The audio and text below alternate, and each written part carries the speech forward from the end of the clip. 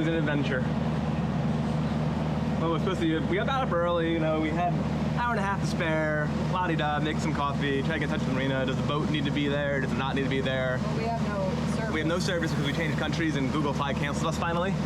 But then, you know, like, you know, let's be conservative. We'll take the boat there ourselves. We go to start, no water. Check the strainer is clear. I said screw, let's go in. We get there and said the boat needs to be there. Yeah, we went by dinghy. We went by dinghy for like a 15-minute ride, ripped back here. I don't know why the engine, like the impeller was fine. Maybe there's an airlock somewhere in the system. I'm not really sure, but it is running now and we are rushing back to the marina.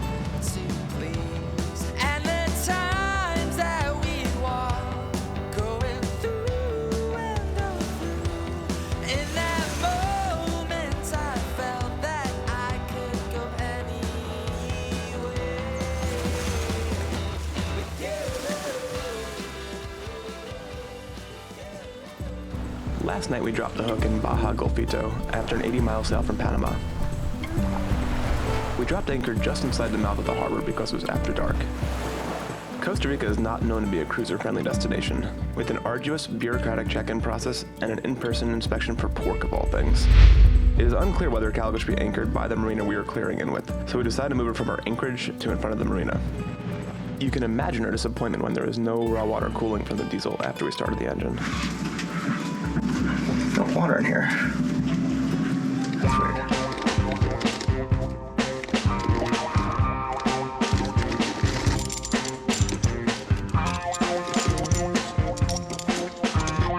Oh, those are still there.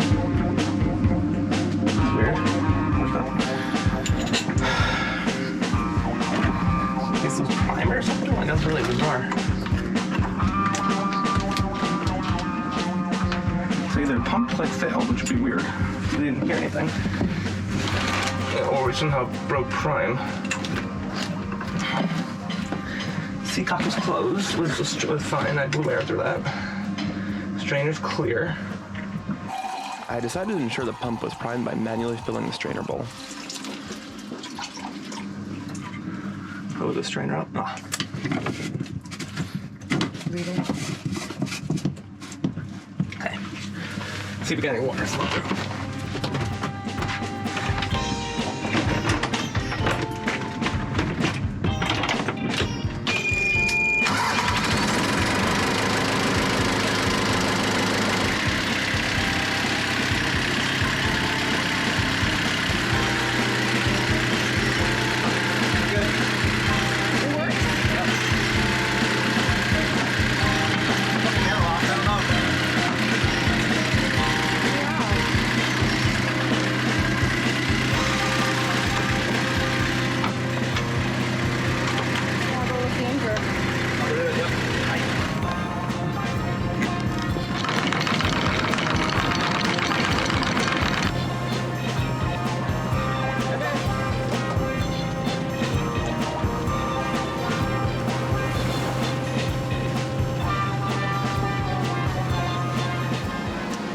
To go clear in, and when we got there she said that we needed to have the boat there. It seems like very bureaucratic here. Our agent Gabriella was basically just like, I'll stall him. Yeah, well, I said, well, we'll tow the boat because I could see that basically we had to get the boat there. And she said, okay. Of course, I knew it was going to take us a little while to tow the boat with the dinghy, but she said she would try to stall them. So we came back and Bill was able to fix the engine, so we didn't have to tow the boat. But it's only 1.6 miles from where we were anchored to where we need to take the boat now, because the agents work through different marinas, and even though we're not checking into a marina, we're anchoring, we have to be associated with one, and she's associated with that one.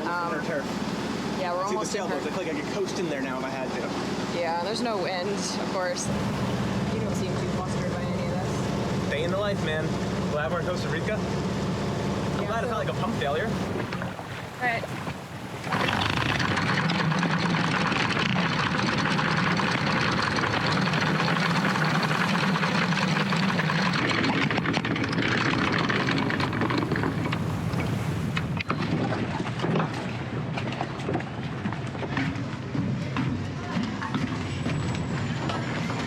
Clearing into Costa Rica is a multiple-step process. Immigration and agriculture come to the marina to meet us, and then we have to go to the customs office in town to temporarily import the boat for 90 days. This is your save this. One more stop. As a last step, when all the paperwork thus far is complete, we take a trip to the port captain before we are finally cleared in.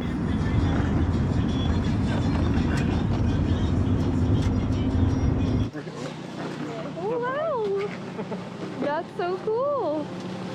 They're so cute! Wow.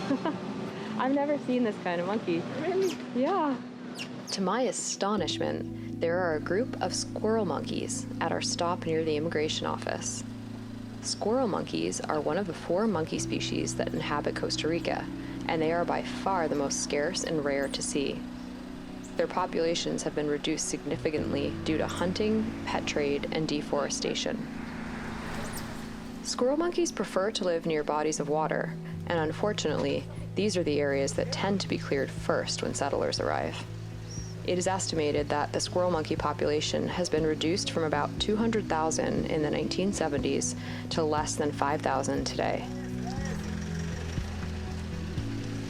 These adorable creatures can only be found in Panama and the southern part of Costa Rica, so being able to see them here and in our very first hours here is very exciting.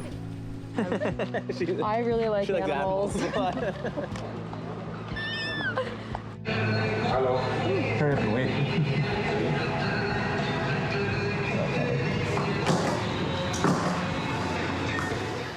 Well, it is a new day. We spent the rest of the day on anchor sweating. It's really hot. So today we're going to carve out a little bit of time to go do something I really want to do, which is visit the animal sanctuary that's right nearby.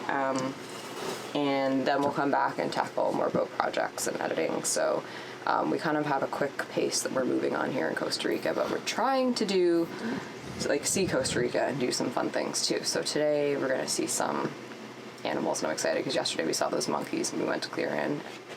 So I'm really excited.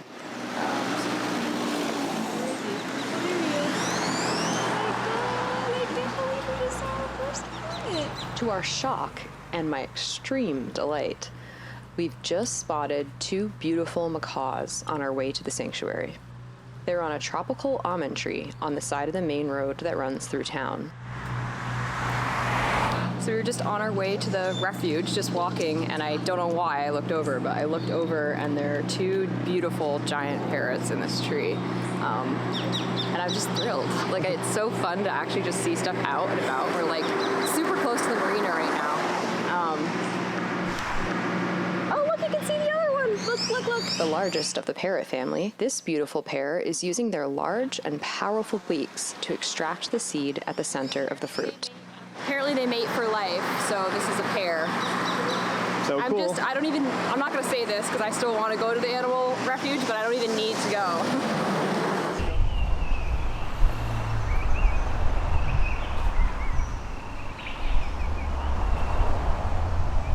Macaws use their beak like a third limb, grabbing branches with it for stability as they move. They are known to be one of the most intelligent of their species, with a brain almost as large as a primate of the same size. They live a long life, over 60 years as possible in the wild, and in captivity, they can live up to 100.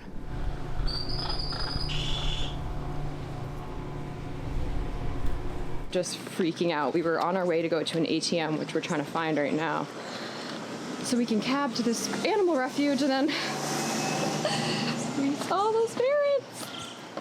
Now, hopefully we can take out some colones. Did you get your colones? See. Got 100,000, I'm rich. Nice. But actually, its exchange rate is like 645 to $1 US, so that's like $155. But it's weird thinking mathematically that much. But yeah, we got some colones from the ATM. That worked. Didn't work yesterday for some reason, so we found one that worked for our card. And now we go get a cab to go to the animal refuge. So excited. We decided to walk for a bit, even though it's sweltering, because we're just so pumped to be in a new country. It's so fun to ride that wave of excitement that comes with experiencing something new for the first time. We're just going with the flow. I wonder where they take all those sport fishing boats. Crazy amount of money you must have to put your boat on put your very capable seaworthy boat on a ship to go somewhere. Grace is obsessively looking for parrots, but I'm more interested in that operation over there. It's kind of interesting. I'm like, I want to save my battery. Yeah.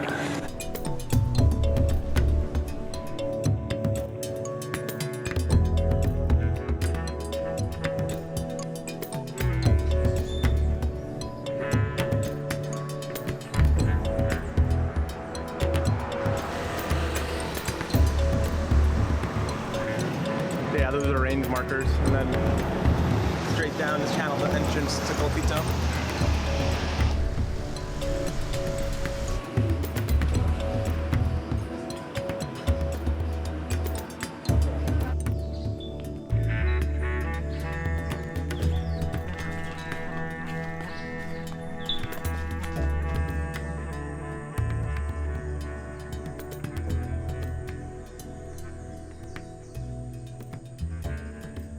That's a pretty big ant mound. This whole thing is probably an underground city. Yeah. So there's Probably a million ants here.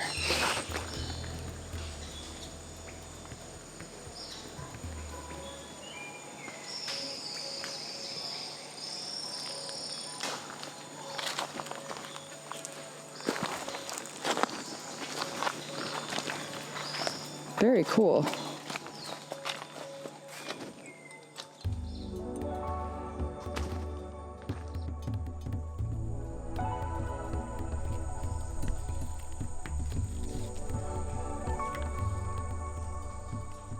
Well, I am in my glory in here. We can hear a lot. Can't necessarily see a lot, although I just saw a lizard and a really interesting looking bird.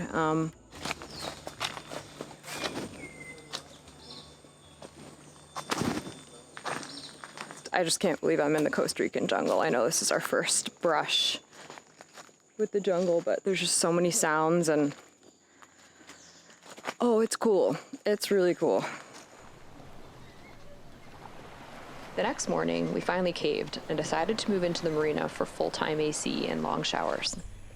We're setting off to see if we can find a way into the jungle canopy that rises prominently behind the main road that runs through town. After a mile-long walk down the road on this beautiful morning, we reach an intersecting street on the jungle side and head up. It's already hot, and we have no idea where this adventure will take us.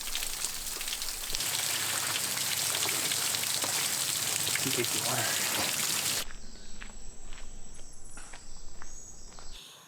Holy crap, that's huge.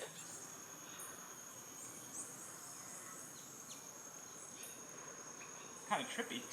I don't see him. I don't see him in my lens. I do now. After the massive, bright blue butterfly, a bigger surprise. Unbelievably, we've spotted a toucan, well over 40 feet high above us in the canopy. Make that a pair of toucans. We track it while it flies way above us, and I'm so grateful that we put the zoom lens on today. Oh my god. Oh my god.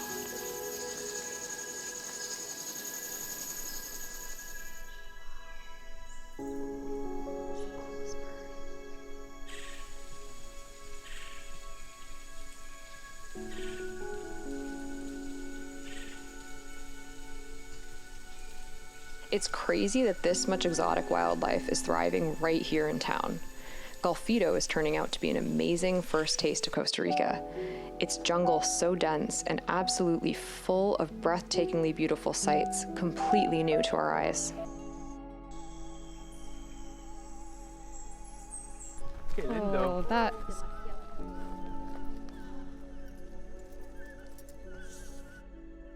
After over an hour hiking up, a car passed that I flagged down. It was a spontaneous decision. We'd finished our water supplies, but had a while still to reach the top. Just that one over there, Aki? Ajá. take a lot because it's YouTube. Gracias. Our driver, a lovely Costa Rican woman, took us not just to the top, but further into the jungle and to an even higher lookout. So funny that we met this lovely woman, Fran, on the way up. We asked her for a ride to the top of the mountain, and we're still hanging out with her. We're in a completely different part of the bay, so we started kind of like that way, and we were trying to hike to a lookout that's like over here, and now we've gone, I think, 12 kilometers by car. Which is much better. So she is such a nice woman. We just had some water, and I think we're gonna drive back now, and she happens to be staying in Banana Bay Marina, which is where our boat is, so wish we spoke a little more Spanish. Bill's been doing pretty good, but it's just, I love meeting locals, and I love organic travel experiences. She's from Costa Rica, but not this area, so she's kind of on vacation, so I guess she's more local than we are. That's for sure. But yeah, it's been a really nice morning.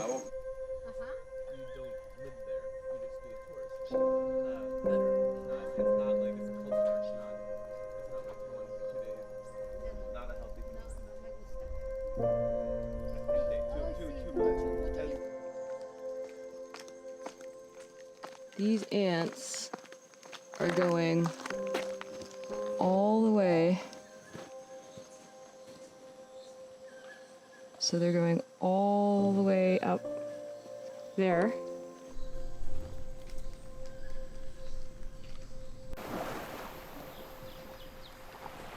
So I'm on a bit of a maintenance stay here today. Got everything out of the sail locker, mainly because I'm trying to install a blower to vacate the heat from our battery box. We tried running up a blower on the engine, hoping that would move enough air to keep the batteries below 50 Celsius where they could remain charging, but it still overheated eventually while we were motoring here. So I'm going to install the fan sort of on the bulkhead here underneath the cockpit. Yeah, and this is all because lithium batteries can't take heat more than 50 degrees Celsius, and we have been routinely getting to that. They don't. Heat They still discharge, which is good. It's not shutting the boat down, but they stop charging. So it's kind of a pain. Like, you know, you're sitting there at midday and you're just not putting any power into the boat. So we're trying to alleviate that. If you had a bigger boat, you probably could, you know, move the batteries away from the engine. But we have nowhere to fit 600 amp hours of batteries elsewhere on the boat. So we sort of have to come up with a solution to better ventilate the space.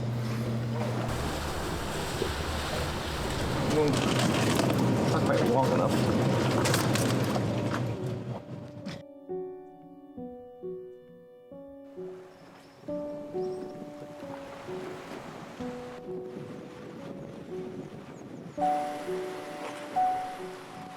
The main reason we're choosing not to linger in Costa Rica is due to the change of seasons, which has already begun. This region is known for violent thunderstorms and lots of lightning at this time of year, but as we move up the coast and past Costa Rica, they are no longer prevalent. Besides the weather, another reason we don't plan to linger here is the cost. Costa Rica is not a cheap place to cruise, known for expensive fuel, marinas, and clearance fees.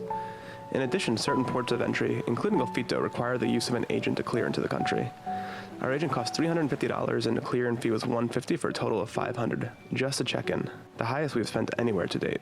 We are going on a quick ferreteria run. Which means hardware store. Which is a hardware store. I'm probably not pronouncing that right, but I like that word. And Bill's going to do a take 2 of the blower today.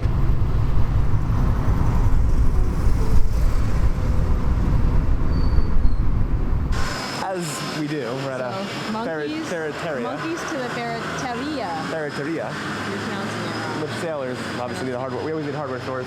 Yeah, we've been to like every hardware store in every country I know. we've been to. I don't have the right size. I'll make it work. It fits on the thing. It's just bigger. So we're only able to find 4-inch ducting, which is a little big for this, but it's fine. It's secure. I'm actually going to try, rather than blowing air out of the compartment, on the advice of one of my buddies on One Life, Gary, he was saying maybe try to push air into the battery box, just because the engine is sucking a lot of air in for combustion, and that's sort of like you're fighting that. I'm trying to see if it'll fit. Nope. So now I guess I'll just mount this thing.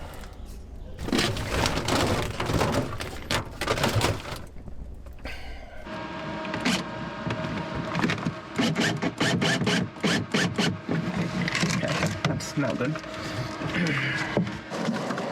Oh, I see you. Huh? I see you. Can you see the metal? Be careful not to stick it between those two terminals. That might be good if I can. Like this, that might blow the air though, you know? So this is the wire for power, so I'm going to take it to the fuses here. I have a little switch. That's not the right one. I have a switch somewhere. Wiring in a switch. Put it in a fuse block.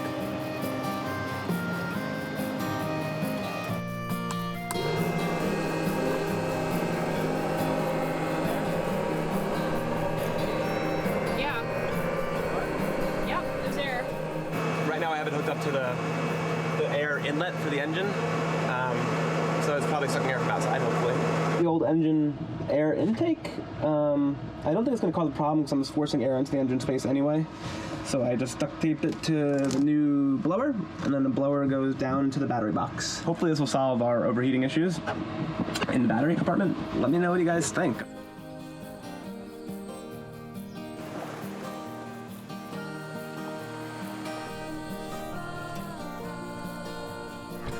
We're rounding out the rest of our time in Golfito with editing, and this morning we're going to a nearby bar to upload a video. Supposedly the Wi-Fi is super fast, unlike here at the marina. On the way, we're stopping in to see our agent because we'd like to leave Golfito tomorrow, but can't until we have our Zarpe. Maybe 20 minutes ago.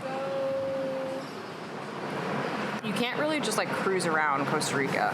Like you have to clear in and out of various ports. Yeah, there's a concept called a national Zarpe. Actually, I don't even know if everyone knows what a Zarpe is, but a Zarpe is a clearance paper. So we usually get a Zarpe before we leave foreign ports. So when we left Panama, we got a Zarpe or an exit paper that we showed Costa Rica when we entered the country. But in Costa Rica, they have this concept of national Zarpe. So we're basically clearing in and out between ports domestically. I think the computer system's been down for 24 hours now, so a whole bunch of us are waiting to leave. It's a little bit of breeze. We're hoping today we get this national Zarpe so that we go to the next sailing. port. The next port, yeah. Join us next time as we finally receive our national Zarpe, allowing us to continue our journey north for Costa Rica. Oh, and if we thought the Zarpe was holding us back, wait until we open the engine bay discovering that our alternator is red hot and smoking.